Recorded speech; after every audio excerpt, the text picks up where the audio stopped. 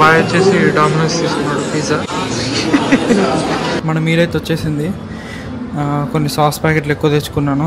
ఇది వచ్చేసి rice bowl plus ఒక 2 టాకోస్ చెప్పా. క్రిస్పీ టాకో ఒకటి, నార్మల్ టాకో ఒకటి.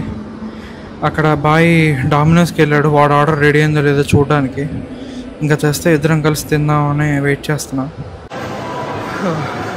నేను టాకో బెల్ తిన్నా, వాడేమో డామినోస్ తిన్నాడు.